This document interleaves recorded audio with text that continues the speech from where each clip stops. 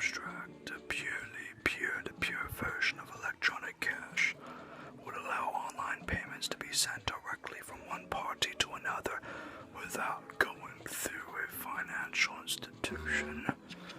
Digital signatures provide part of this solution, but the main benefits are lost if a trusted third party is still required to prevent double spending. We propose a solution to the double spending problem using a peer-to-peer network. This network of timestamps and transactions, by hashing them into an ongoing chain of hash-based proof of work, forming a record that cannot be changed without redoing the proof of work. The longest chain not only serves as proof of the sequence of events witnessed, but the proof that it came from the largest pool of CPU power. As long as majority of CPU power is controlled by nodes that are not cooperating to attack the network, they'll generate the longest chain and outpace the attackers. The network still itself requires minimal structure. Messages are broadcast on a best effort basis, and nodes can leave and rejoin the network at will, accepting the longest proof of work chain as proof of what happened while they were gone. Allow me to explain more while I give you a beautiful mind massage, tons of tingles, and remove those tingle muties while giving you tingle coding. Trust in the power of the bitcoins. Let me show you why while I give you this massage. Let me tell you all about commerce on the internet has come to rely almost exclusively on financial institutions serving as trusted third parties to process electronic payments. While the system works well enough for most transactions, it still suffers from the inherent weakness of the trust-based model. Completely non-reversible transactions are not really possible, since financial institutions cannot avoid mediating disputes. The cost of mediation increases transaction costs, limiting the minimum practical transaction size and cutting off the possibility for small casual transactions, and there is a broader cost in the loss of ability to make non-reversible payments for non-reversible services. With the possibility of reversal, the need for trust spreads. Merchants must be wary of their customers hassling them for more information than they would otherwise need. A certain percentage of fraud is accepted as unavoidable. These costs and payment uncertainties can be avoided in person by using physical currency, but no mechanism exists to make payments over a communications channel without a trusted party. What is needed is an electronic payment system based on cryptographic proof instead of trust.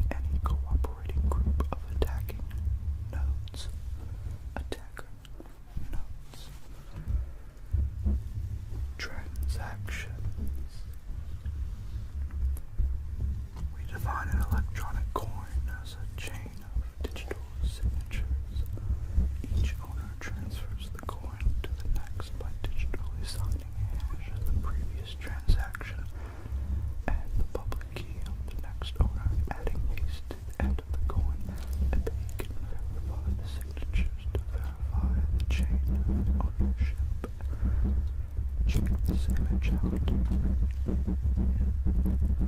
The problem, of course, is the payee can't verify that one of the owners did not double spend a coin. A common solution is to introduce a trusted central authority or mint that checks every transaction for double spending.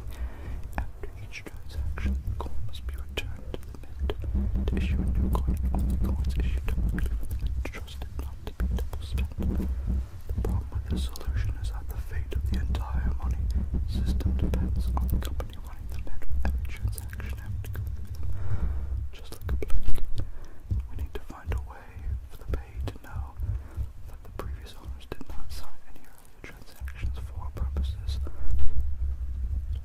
The earliest transactions is the one that counts, so we don't care about later attempts to double spend. The only way to confirm the absence of a transaction is to be aware of all transactions.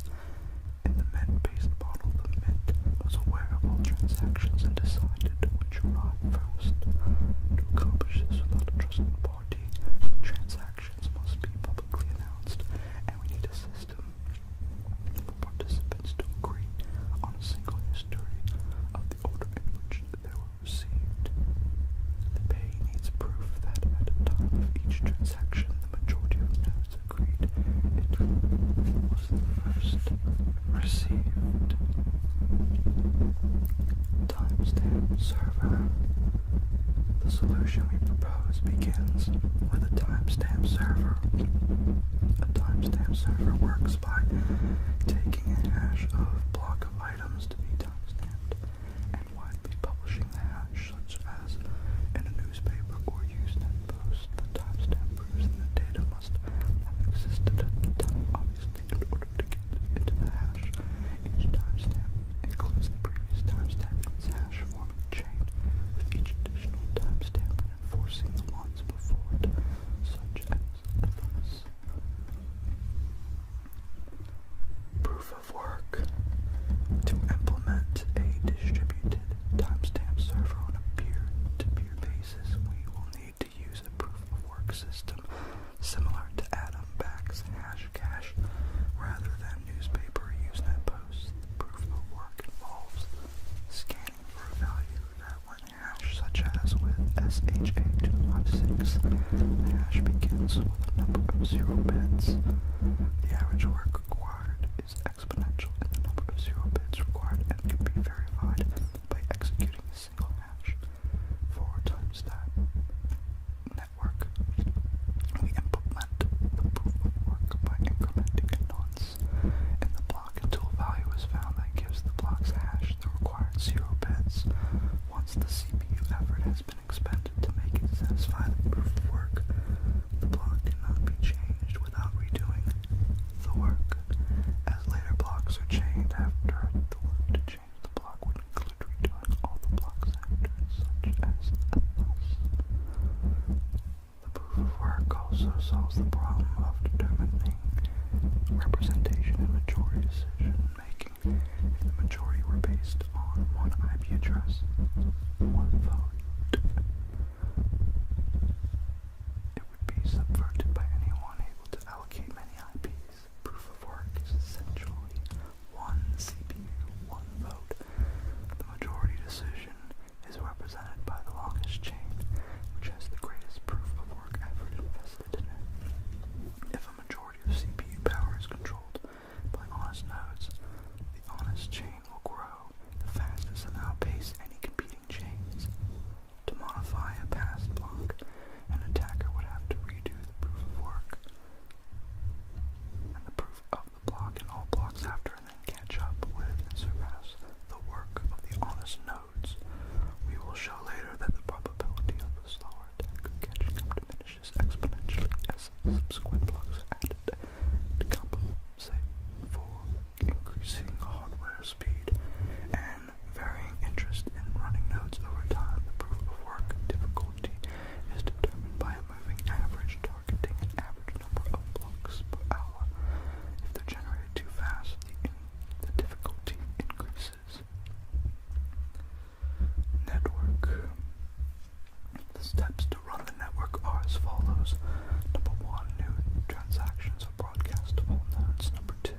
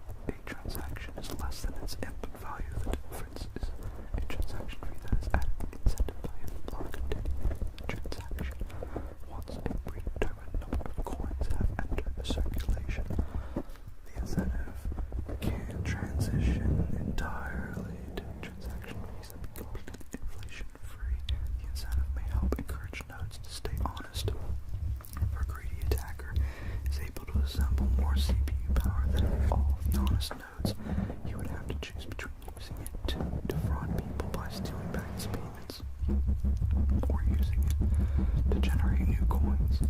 He ought to find it more profitable to pay by the rules, such rules that favor him with more new coins than everyone else combined, and to undermine the system and the validity of his own wealth. Reclaiming disk space. Once the latest transaction in a coin is buried under enough blocks, the spent transactions before can be discarded to save disk space. To facilitate this without breaking the block's hash, transactions are hashed in a Merkle tree 725, with only the root included in the block's hash. Old blocks can then be compacted by stubbing off branches of the tree.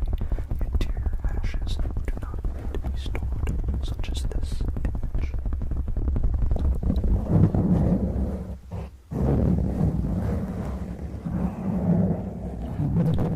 A block header with no transactions would be about 80 bytes. If suppose blocks are generated every 10 minutes, 80 bytes, 365 equals 4.2 MB per year. And computer systems typically sell it with 2 gigabytes of RAM as of 2008 and Moore's Law, predicting current growth of 1.2 gigabytes per year. Storage should not be a problem even if the block headers must be kept in memory. Simplified payment verification. It is possible to verify payments without running a full network node. The user only needs to keep a copy of the block headers of the longest proof of work chain, which he can get by querying network nodes until he's convinced he has the longest chain and will obtain the Merkle branch link transaction to the block it's time-stepped in. He can't check the transaction for himself, but by linking it to a place in the chain, he can see that a network node has accepted it, and blocks added after it further confirmed the network has accepted it, such as this. As such, the verification is reliable as long as honest nodes control the network, but it is more vulnerable if the network is overpowered by an attacker. While network nodes can verify transactions for themselves, a simplified method can be fooled by an attacker's fabricated transactions for as long as the attacker can continue to overpower the network. One strategy to protect against this would be to accept alerts from network nodes when detecting invalid block, prompting the user's software to download the full block and alerted transactions to confirm the inconsistency. Businesses that receive frequent payments will probably still want to run their own nodes for more independent security and quicker verification. Combining and splitting value. Although it would be possible to handle coins individually, it would be unwieldy to make a separate transaction for every cent in a transfer, to only allow value to be split and combined. Transactions contain multiple inputs and outputs. Normally there will be either a single input from a larger previous transaction or multiple inputs combining smaller amounts, and at most 2 outputs, one for the payment and one returning the charge back to the sender like it is. It should be noted that fan out, where a transaction depends on several transactions and those transactions depend on many more, is not a problem here. There is never the need to extract a complete standalone copy of a transaction's history. Privacy. The traditional banking model achieves a level of privacy by limiting access to information to the parties involved in the trusted third party. The necessity to announce all transactions publicly precludes this method, but privacy can still be maintained by breaking the flow of information in another place.